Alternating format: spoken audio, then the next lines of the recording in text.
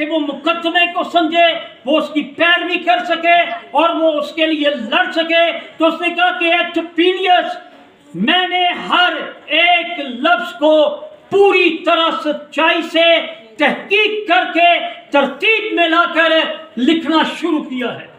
اور اگلی بات، لوکا یہودی نہیں تھا، لوکا شاگردوں میں نہیں تھا، کوئی ڈیٹا نہیں ہے، کوئی ریکارڈ نہیں ہے اس کا ہسٹری میں، اس کا ماں باپ، بہن بھائی، بیٹے بیٹیاں، کہاں سے آیا، کہاں چلا گیا، بس اتنا پتہ ہے کہ یہ فزیشین تھا، ڈاکٹر تھا، طبیب تھا، حکیم تھا، رائٹر تھا، مورخ تھا اور بہت انٹیلیجنٹ پرسن تھا۔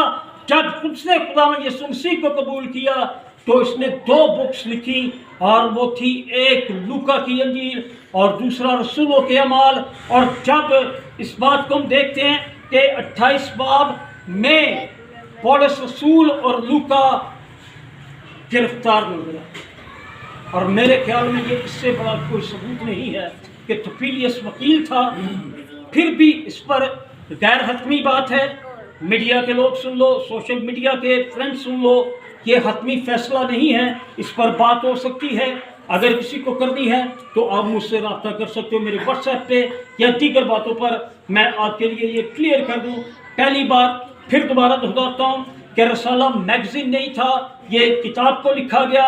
اور دوسرے نمبر پہ توفیلیس ایک ایڈوکیٹ تھا، لائر تھا، بیرسٹر تھا، اور وہ ان کا مقدمہ لڑ رہا تھا۔ اور تیسری بات، فل اینڈ فائنل بائبل سوسائٹی نے اس کتاب کی ڈیٹ لکھی ہے 63، لیکن اکارڈنگ ٹو مائی انفارمیشن، لیکن وہ بالکل اٹل نہیں ہے کہ یہ 70 سے 90 کے درمیان میں لکھی گئی ہے۔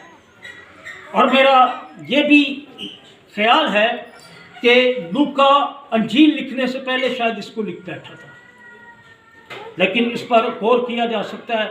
میرے واٹس ایپ پر میں آن رہوں گا اگر آپ پوچھنا چاہو گے۔ Thank you very much, stay with Shahzad.